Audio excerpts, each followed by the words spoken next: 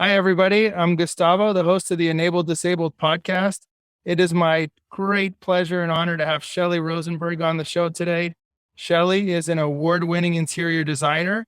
She is also the founder of a company called Acorn Oak, where she works as interior designer and helps demystify design for people who have children with disabilities or special needs. And she is also a phenomenal advocate for universal design. So we are going to dive into Shelly's story. She's got a very powerful story and explore why we should be thinking about design differently. A quick description of myself. I am in my living room. I have some blinds and drapes in the background. I am wearing a blue polo shirt. I am a middle-aged Latin American male with brown hair combed to the front. Shelly? Awesome. You forgot to say handsome. I'm Shelly Rosenberg. I'm so glad to be here with you. Yes, I would absolutely say I am middle aged in a black sweater, and I'm in front of a beautiful mural in my daughter's room of some gorgeous cherry blossoms and a blue sky. Beautiful. So I would like to get started. I like to talk about childhood. I'm wondering, when you were growing up, was there something that you remember that drew you towards interior design, or was it something that you discovered later on in your life? There absolutely is a connection from my childhood. My mom and dad divorced when I was quite young, and she bounced around quite a bit, being a single mom with two kids. And I remember there were times where we were really struggling monetarily and lived in some pretty dire apartments, some gloomy environments. And my mother was very artistic. I remember she cut up some bedding I had a canopy bed at one point, and at one point she cut up the bedding, the canopy from the bed, and made beautiful curtains for our kitchen. And she was always painting things herself, and she loved to have the furniture just so. If she couldn't afford real art, she would go and pick up things from an antique mall and decorate our place. And I just always remember having a home that felt like someone there cared about it and about me. And yeah, I have actually told her that recently. I said, I look back in my childhood, we always had pretty places, even if they weren't extraordinary by any means. You always really made them sweet and special. And I have great memories of that. Yeah, I think that early on, I started to realize that no matter how bad it was, if you could create an environment that made you feel a little bit better, a little bit special, that just gave you this sense that like we could make it, things were going to be. That's fascinating. I noticed that you said the way the home felt. So it felt special. It felt like home. It felt like somebody cared about this environment. And when when I speak with most designers, or listen to designers speak in front of clients, they usually don't use the words feeling. It's usually about something else that they're pitching.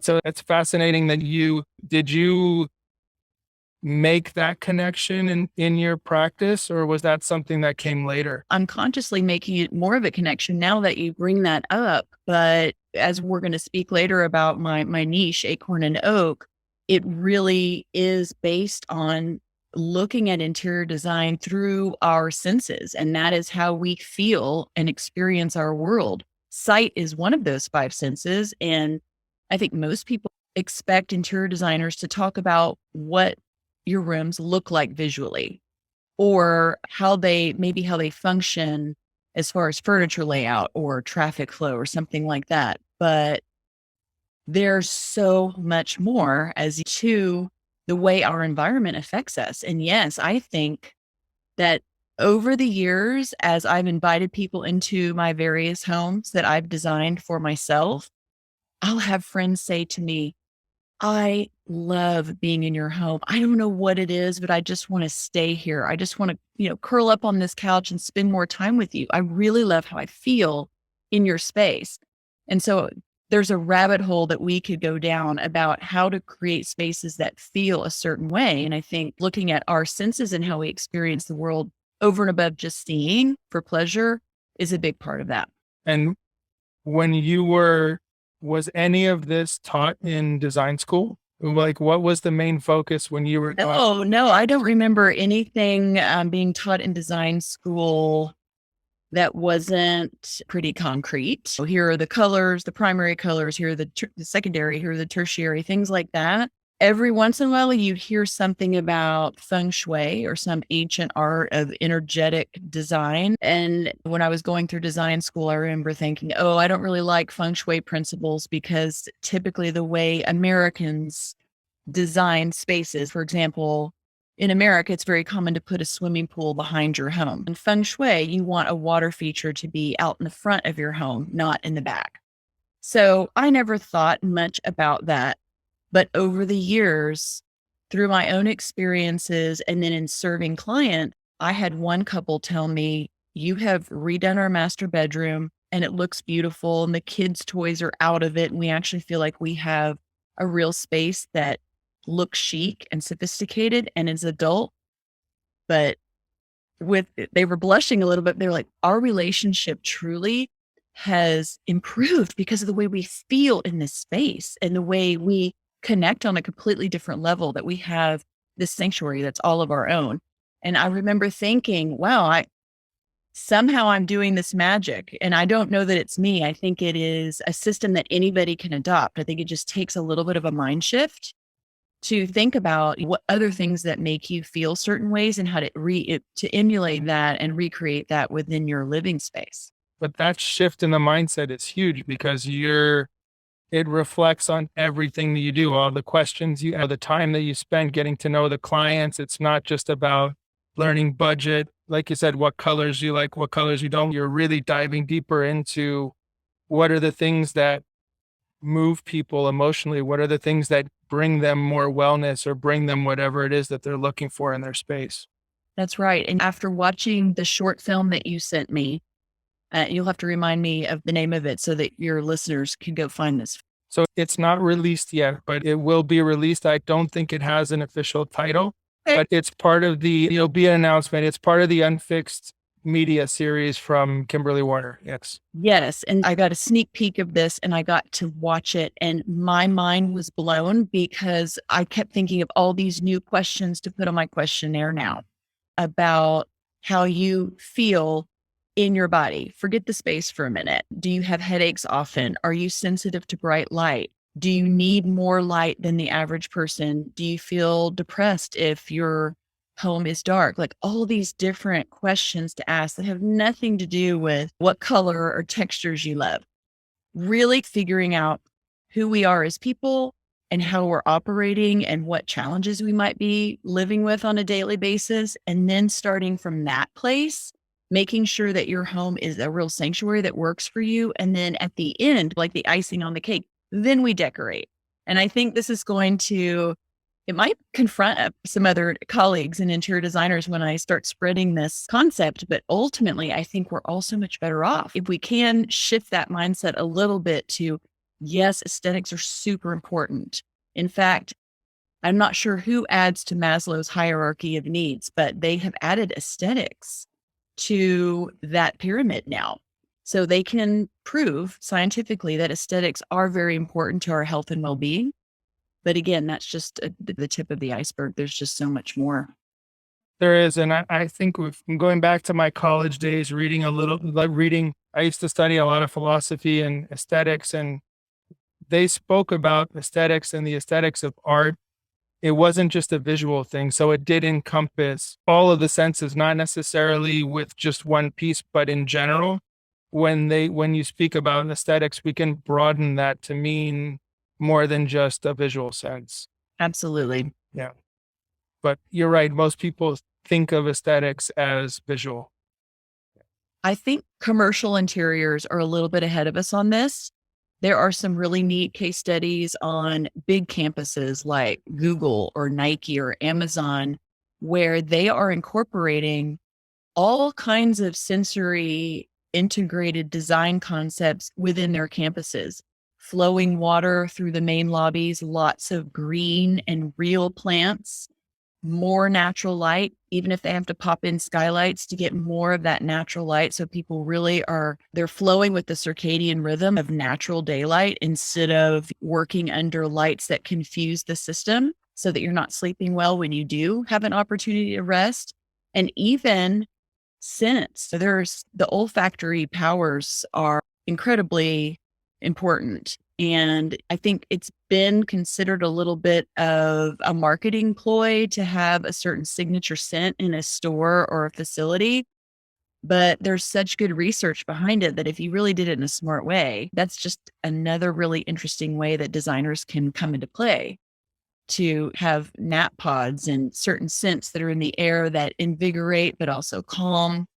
It's just a really fun topic. But yeah, commercial spaces have been ahead of us in that realm.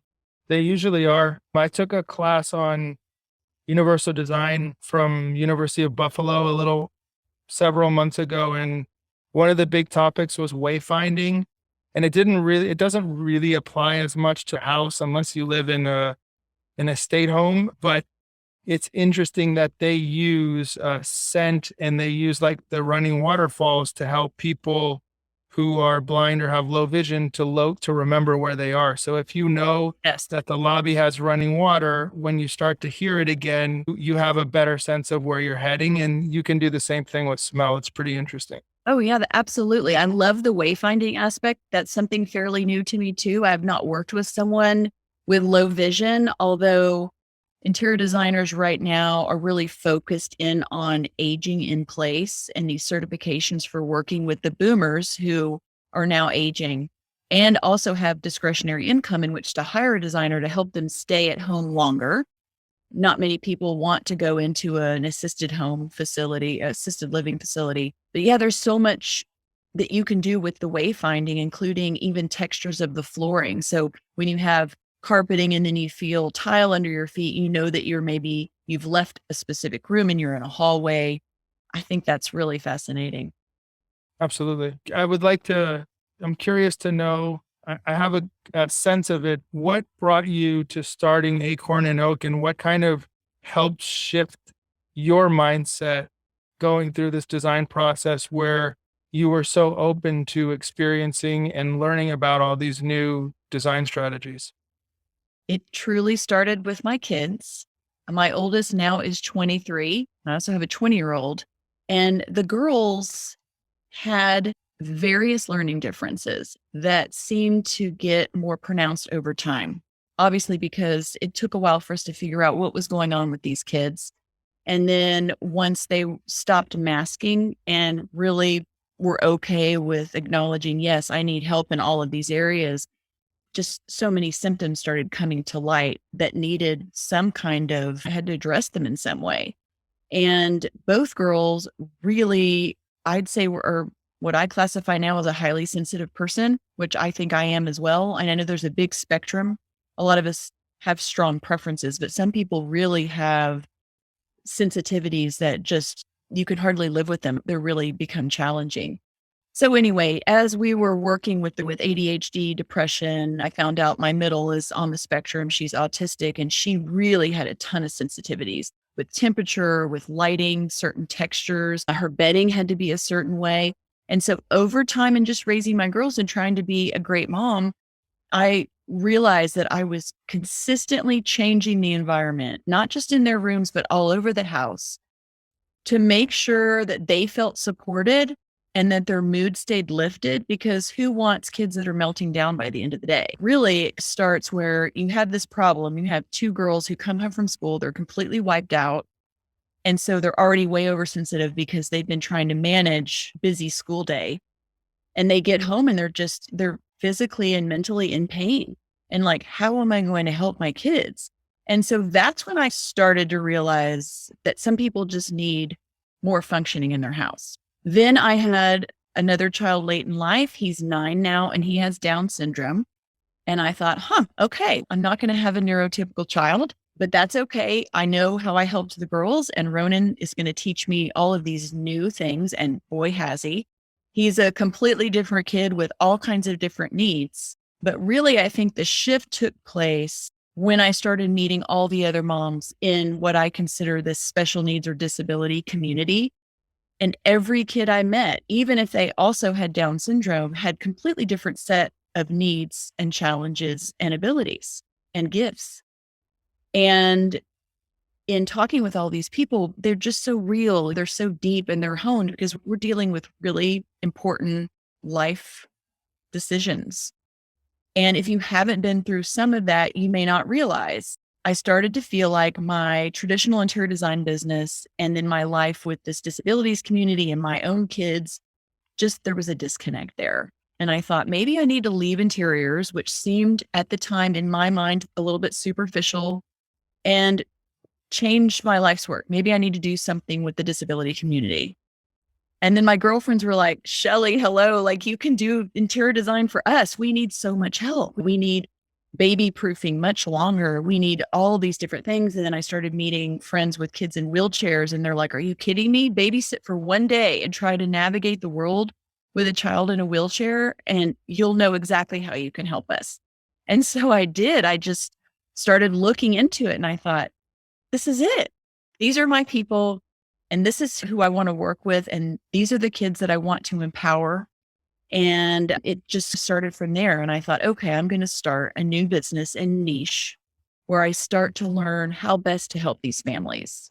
And even if I can only help 10%, 20%, if I can make things better by helping them amend their environment to support themselves and these kids to have a little bit better lives, then God, that would really make me super happy. So that's how that started, and I'm really enjoying it. And that's how I got to meet you. Absolutely. That's a great story. When you see, so when you, let's say, for example, with Ronan, right? How did you start? Ronan is your son. So how did you start to learn and change and adapt? What were some of the key things that you found important to help him function better or to just feel more comfortable in the home that you can? The first thing I can think of is he's physically highly functioning and he's strong. And he also is delayed in his abstract thinking and his cognitive abilities. So here's this big, strong kid that doesn't understand danger or consequences. And so I call it baby proofing. There's got to be a more sophisticated word, but that's how I started. Is he was an infant so much longer than typical infants are. He walked years later. He talked years later. Everything was delayed. So it's the babyhood, the toddlerhood, the time where kids, you really have to be on them and you can't look away for a minute. That just stretched into years. And it's really exhausting. So you get into hyperdrive of how can I best make my environment or his environment as safe as possible so that I can take a breath and turn my back for a second. And he feels empowered to explore his environment, but without me saying, no, like constantly stopping him and pulling him back. That's very aggravating to all kids when they're trying to explore the world and we're worried that they're going to hurt themselves. And so we're constantly saying no. And it started that way. Also, he had a lot of fears that other kids didn't. For example, trying to potty train him was difficult cognitively and physically. He has a very short stature. He's terrified of getting up on toilets because his feet didn't touch the ground. He felt very unsafe. And even the typical potty stools, they're on top of a tile floor a lot of times, and they're rocking or moving a little bit. And he just really struggled. He refused to use a regular toilet, even though he was much too physically big for the little training potties. I went to a store and got a toilet that was the old fashioned lower height. You can even find kid sized toilets now. And then also Kohler has this amazing toilet seat that goes on top of another toilet seat that's a lot smaller. He felt more protected. They're just little things that over the years I've realized that could help all kids, neurotypical or not, reach independence and autonomy faster. But we have to really meet them where they are. Instead of trying to train a child to always reach so far to use what adults use, wouldn't it be great if we could meet them where they are? I also think that now this is my philosophy. I'm not a medical professional, but I feel like I had a lot less meltdowns and tantrums because I did meet him where he is and adapt to his environment. So he felt really acknowledged, seen. Everybody wants to feel seen. So yeah, those were the main things that kind of got me started. And for people who I'm going to pivot just a little bit because I think this is important for people who don't have any friends or family or know anyone who has Down syndrome. Talk to me a little bit about what they're missing out on and what they don't understand and what they could expose themselves to and get in front of that would help them see things in a different way. I love this pivot. I love this pivot so much because when you're passionate about something, you just want to share it with everyone. And so the very first time I was able to speak about this, it was a nice surprise to me because it didn't go the way I thought. I was invited to speak with a bunch of interior designers about how to niche. So theoretically, we're all after the same 1% of people that can hire a designer and spend all this money and do these fabulous homes. And we're all after that same group. What if interior designers just started to niche? Then you make yourself an expert. Then you can narrow in on a particular target market. And then you can charge more, et cetera. And so the whole point was for me to talk about how I used a life experience to niche and how that niche is, I'm actually more successful as a niche designer than I ever was as a general designer. I tell the story and it happens to be about my kids and similar to what I told you. And at the end, people's hands were all up. Everybody wanted to comment. Every single person in that room wanted to tell me a story of somebody they loved in their family that had a stroke in midlife, that had a skiing accident and had a traumatic brain injury. Every single person I feel like knows or loves someone, even if it's a grandparent or a great grandparent who's naturally declining with age, that is struggling or has struggled. And they have some kind of a story or a moment where they could see that their home or the person that they love who was struggling, their home was not working for them. Everybody was like fascinated about this. Nobody wanted to talk about niching or business. It really struck a chord in people's hearts. And that's when I thought, okay, people need to understand that we all have issues. Like you said on, I think, another one of your podcasts, you talk about invisible illnesses too. I'm so excited that people are talking about mental health now. There's so many different things that people struggle with in silence, and I don't want them to anymore. And I do think environment can play a big role in that as well. And yeah, I love showing people that, yeah, you know what? You really do connect with this idea of universal design. And even though it's hard to look at sometimes, all of us are going to deal with disabilities. Honestly, my reading glasses, my eyes are going, we were laughing earlier about reading glasses, and that is a very small but significant disability. If I do not have those reading glasses, I cannot follow recipes. I cannot read my medication bottles. Like, I need this. This is really not something that's only a small percentage of the world. We are the largest minority in the world, people that have disabilities, and all of us are human and we're all going to experience things. So when you deliver it in that way, people are like, oh yeah, you're right. This is something that I think is worth thinking about. Even if it's never their niche, or fortunately, if nothing significant ever happens to you or your family, the chances are just that somebody that you love or support will. True. There's also my takeaway from that too is that there's nothing, we fear what we don't know. And so if we can just face it, even for just a little bit, or just see it in a different light, look at it from a different angle and share experiences, then it's not something that we have to run away from. It's not about confronting our mortality. It's just about confronting life, that as we age and as we go through our lives, things are going to change. And the more we can be aware of what's happening, the better we can make our lives in the places that we spend the most time in. Right? Absolutely. Couldn't said it better myself. Honestly, I did a show house recently, a national show house. And I decided that if I were going to really do this investment, because it is a significant investment in time and money to do a show house, if I were going to do this, I was going to go out on a limb and do a suite, a bedroom and a bathroom for a muse who is a real little girl in my life named Virginia. And she lives with Rett syndrome. And so she's in a wheelchair and she's nonverbal. She speaks with an augmentative device called a Toby. It's like a retinal device that reads her eyes. And so then we'll speak specific words for her. And so I decided I was going to design this room with this little girl in mind. And my whole mission was to show people that talking about disability or this little girl is not a sad thing. Let's flip it on its head. Let's talk about the narrative of how much we can empower this incredible kid who's not cognitively delayed. She's beautifully smart and ambitious. Let's show the world how much we can empower her, how she can turn on her own lighting, her own music, her shower, adjust the temperature, how she can have physical autonomy in the bathroom with a bidet system. There were so many cool things that I got to put into this room. And instead of saying, oh, this poor girl, and she has such a rough life and it must be so hard for her parents.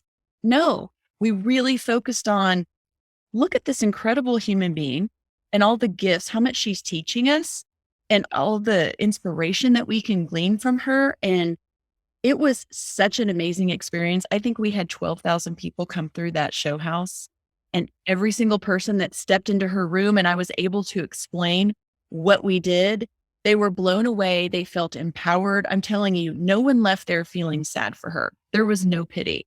And I believe that it depends on how we frame this, but we need to continually educate people that, God, there's so many gifts. If I may, I think my kids show me magic sometimes. There's beauty in this is being human. This is the human condition. There's no perfection. And if there were, life would be boring and so one-dimensional. This is where it's at. This is where the beauty of life really is. And yeah, I think that we definitely need to fight that perception that this is some scary, morbid, sad, depressing topic that we all have to get through or talk about.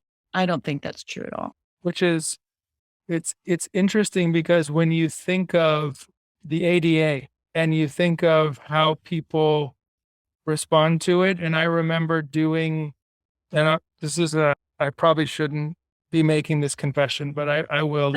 When we built our showroom out in 2007 for my business, Pure Audio Video, I remember the contractor we were learning. This was the first showroom we'd ever built out. We were fairly new to the business, and just the ADA was framed in such a way that it was an obstacle, it was a pain in the rear end, and it just cost more money. And we were like, okay, how do we navigate this? And we ended up, we're going to redesign our office soon, but we ended up not making it as accessible, as friendly, as open as it could have been, because I didn't have the knowledge at the time to fight it, to go against it, or to at least exercise creativity in those spaces. It was just, let's do the bare minimum and then we'll be fine. And then we can build the space out. Oh, that's so frustrating. I do think that most people, and not maliciously, they don't even know these ADA laws feel like another hoop to jump. And depending on what kind of building it is, people have more tolerance for it than others. If it's a public library, people are like, okay, yeah, this is the general public. There are going to be more people possibly in wheelchairs coming to read at the library. But if it's a skydiving, something for fun or some recreational type of place, I think people like, why would we need that? Let's just put it around the back. But they have no concept of how that might make someone feel. And again, they're not even stopping to think about that. People are not bad because they think ADA is just another hoop to jump through. I just think they haven't had the experience or been taught what the other perspective is. And it does seem more expensive on the front end sometimes, but that's why I'm really interested in finding a company or people that can start stats together on how long it takes for this to pay for itself, or how it can actually increase your profits long term, because the disability community talks to each other and says, hey, this particular coffee shop is so easy and so accessible, and I feel really at home here. If you're traveling or if you're a family with a disability, come here. And I do think that it gets a bad rap. And that's another thing, is just educating people that are in charge of city planning and development and building. That's why not just interior designers, but architects also have to really start to be educated on why this is so important. Absolutely. And it's that small shift. It's in mentality to say, forget the laws for a second. We're going to build something that exceeds it because we want to include more people with more abilities and honor that diversity. And that's the real goal, but that's like where the meat is, right? It's the more diversity we can bring in, the more opportunities we're going to have. And then the cycle starts to become something virtuous, like you said, where people say, the disability community locally starts to say, go to that coffee shop, go to that hotel, go to that restaurant. And there are plenty of people in those communities that are spending money, that are going out to eat, that are doing all of those things that everybody else is doing. There's that stereotype. And yes, there's a lot of work to be done where people with disabilities are, generally speaking, there's a higher degree of unemployment, that we're paid less. Those are all true. But if we don't start somewhere, it's never gonna improve. And Well, for the people that are money motivated or are motivated to attract clients with more money, we'll just go back to the boomers for now. Maybe we start there with a person like that. It's like, okay, look, there are this many senior citizens in your community and in your neighborhood, and they have the discretionary income to come in here. If you could really let them know that even if they have a walker and they're a little bit embarrassed, or a scooter or whatever they need, that they can easily come to your restaurant, put that as part of your marketing. Get these people in here. They've got money to spend in your restaurant. I think sometimes you just, like I said, you have to meet people where they are. You'd like to think everybody wants to learn about this because it's the right thing to do. But sometimes you have to come at it a little bit different ways, maybe from business, and everybody's motivated in different ways, and that's okay. But yeah, Gustavo, you are a little bit fuzzy for some reason. You're not in focus as much as you were before. So I just want to make sure that when people are watching this recording, they can see you. So I think that's a great point, that we need to meet people where they are and be flexible enough to incorporate different approaches. Because like you said, it's not just about the right thing to do. There are a number of benefits that we're not actualizing in the world yet that really should be. This show home that you did, where you said you had all these 12,000 people come in, can you talk a little bit about, what was the follow-up impact, or what have you done since then to build the momentum that you got from that? I did not have massive impact as far as typical people calling and wanting to be clients necessarily. For me, I received a massive amount of validation that this work was important. Out of those 12,000 people, I might have met 10 or 15 women that said, "Oh, I work in the special ed, department at my school, or I'm a physical therapist, or I'm an occupational therapist. This is fantastic. I never thought about this." Several architects and builders came through. They were intrigued. "Hey, take my card. We should talk about this." Like I said, everybody was really moved.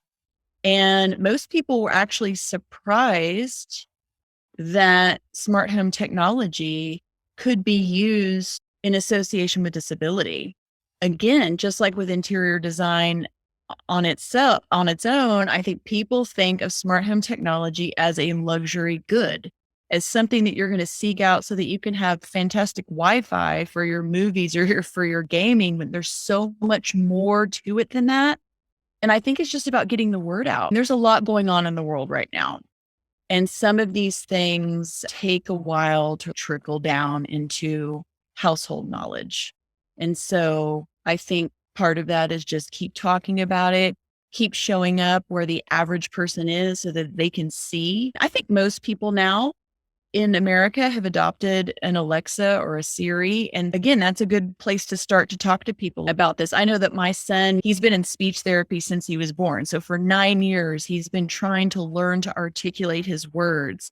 And it was a grand moment when Siri could understand what he was trying to get her to do.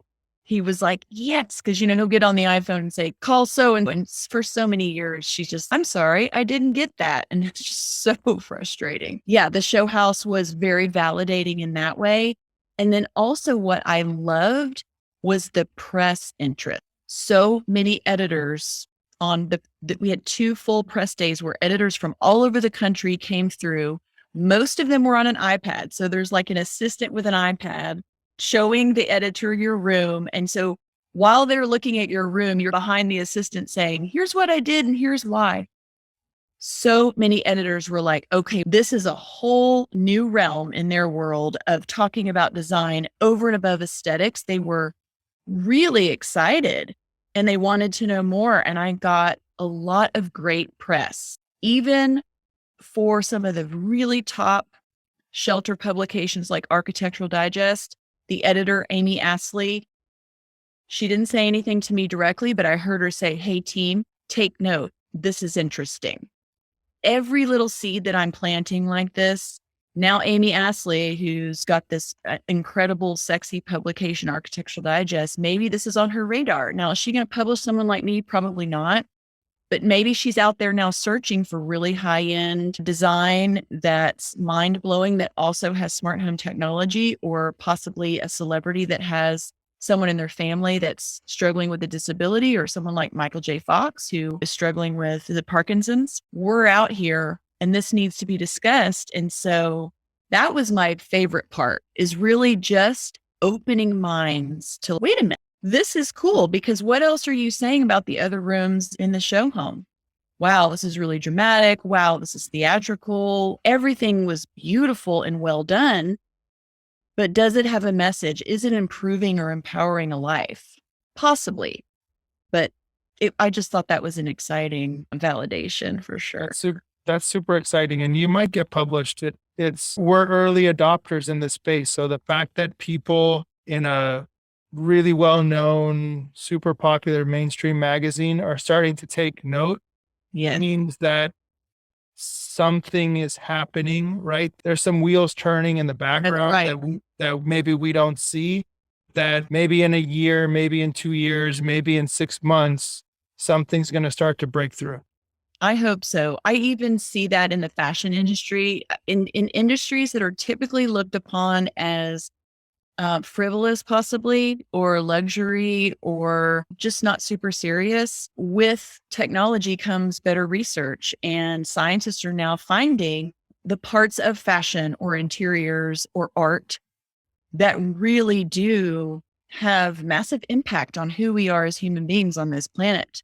And that's really exciting, especially coming from a person that always felt like kind of an artsy fartsy type person. And I grew up thinking artsy people don't really make that much money and we're not really taken very seriously, because it's art, it's music. It's less important than STEM or all these things. But as I've gotten older, I'm realizing this is just as important and we need it all. It's two sides of one wonderful coin. Yeah, I think it's really important for all of us in the sort of the artsy side of things really start talking about why this is important too. We need it all.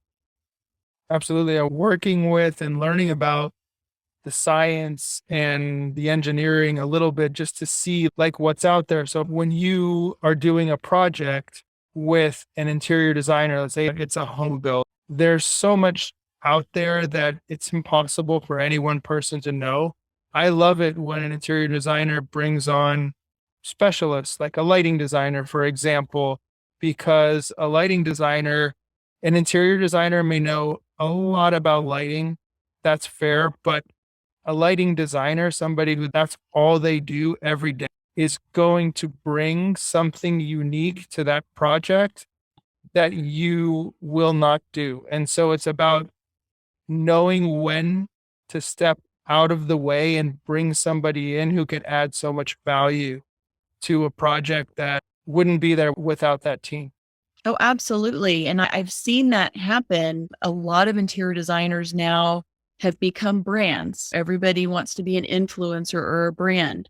So interior design firms used to be called a name, but now they're your name. And more interior designers than ever want to show their work. And it used to be that we did the work and then we styled the work, and we might get a photographer, professional photographer, but now people are much more serious about it. And I hire specialists all the time to come in and help me tweak things and make them even better than they would have before, because you don't know what you don't know.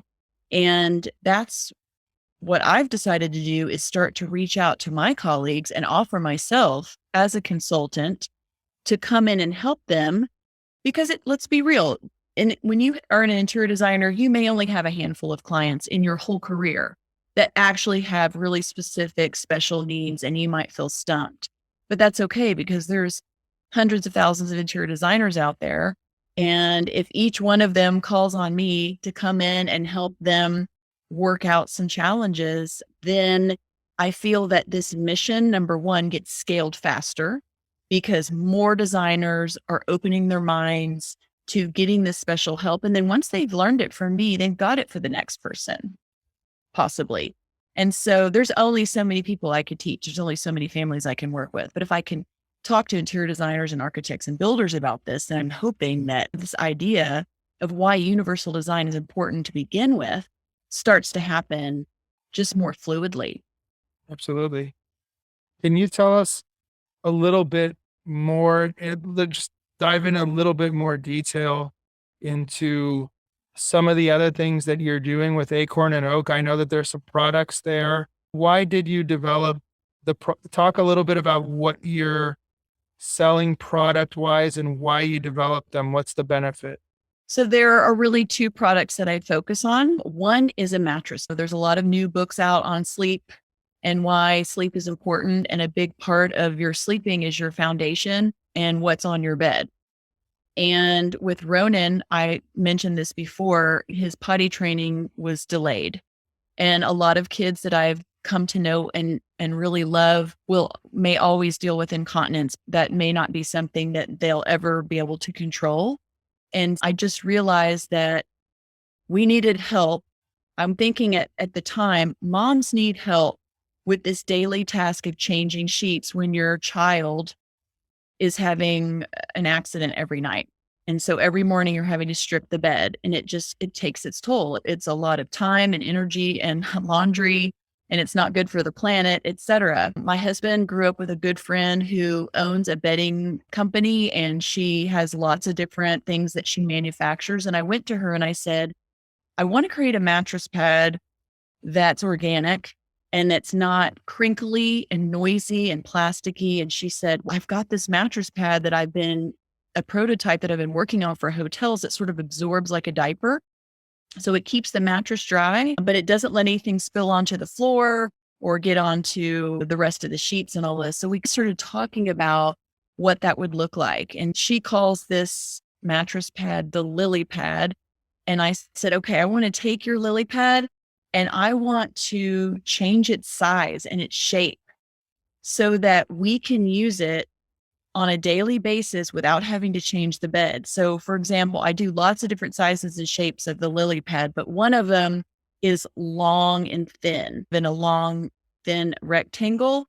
So you have the bed made, you'd lay that pad on top of the bottom sheet. So the person sleeping would lay straight on top of this organic, noiseless, breathable pad. And so in the morning when there's been an accident, you just take the pad out, throw it in the wash, and put the second one on. And so it comes in 3 packs. And that way, for caregivers that are having to change linens a lot, hopefully this cuts down on the work.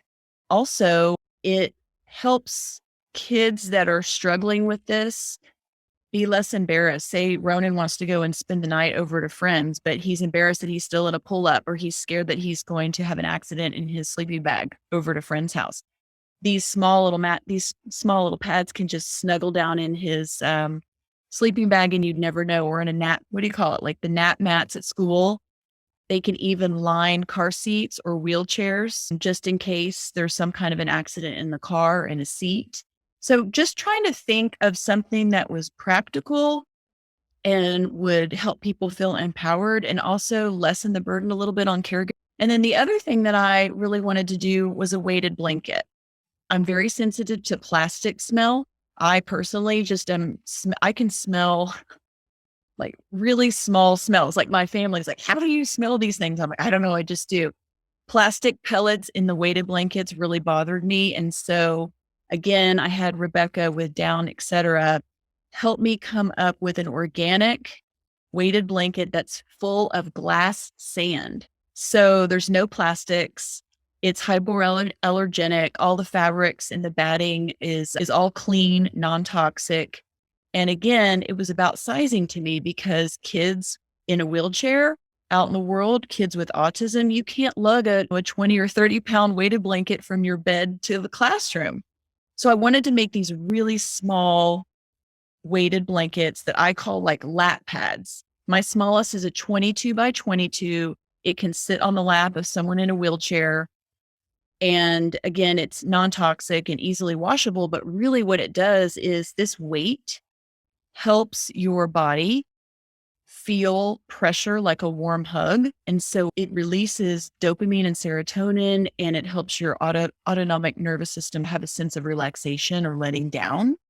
And I was thinking about the seniors that sit in a nursing home all day and they're not touched very much, how much a nice weighted blanket on their lap could bring comfort to someone and have it small enough that it's not going to get caught in their wheels of their chair. So those are the two main products. I have lots of different sizes and lots of different weights. And they are a little bit more expensive because they're made out of really quality ingredients that are going to last you a long time and not off gas. Yeah, thank you for asking, because I'm very excited about those two things. And they've been a little bit slow going, but I need to make time to let more people know about them. But yeah, they're exciting. And I think they're going to bring comfort to a lot of people. Absolutely. It's great to see how thought out and what your frame of mind is as you were thinking it through. It's really enlightening. I'd also think that the weighted blankets could be useful for traveling. So like when you're on a plane, if you're feeling anxiety or there's a lot of people that don't like to travel, having a weighted blanket with you could be really beneficial. Yes, the small ones, the 22 by 22, you can get in 5, 7, or 10 pounds. And typically you want about 10% of your body weight. So if you're an adult that has massive anxiety when you travel or just out in public, probably the 10-pound would be perfect for you. I also sell some really soft flannel-like covers that are waterproof, that are made of bamboo. But if you don't want to buy the cover, they're easily machine washable. Outstanding.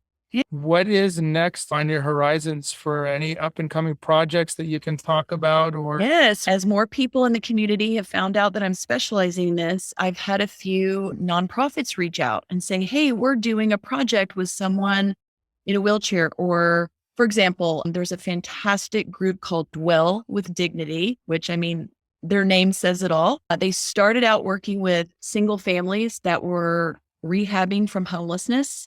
And when they got that first apartment, it was usually a small white depressing box. And so this group comes in and decorates it and really adds dignity and beauty to this new life that these families are starting. And it's incredible how just having a space that you can call your own and that you're proud of stimulates social activities. They now have a place to invite people in.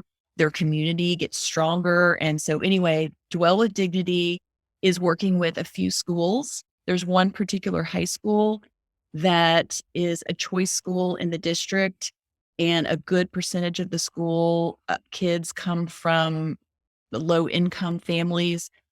This age group is very sensitive, as there have been a lot of suicides at this high school, or several.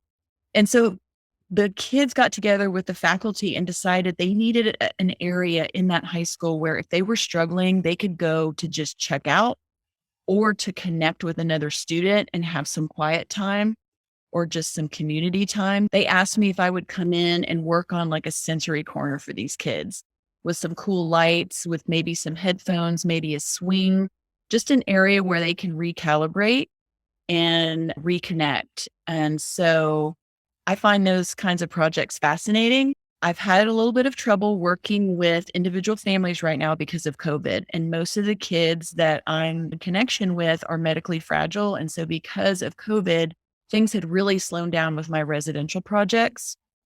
So having these commercial projects come my way has really been exciting.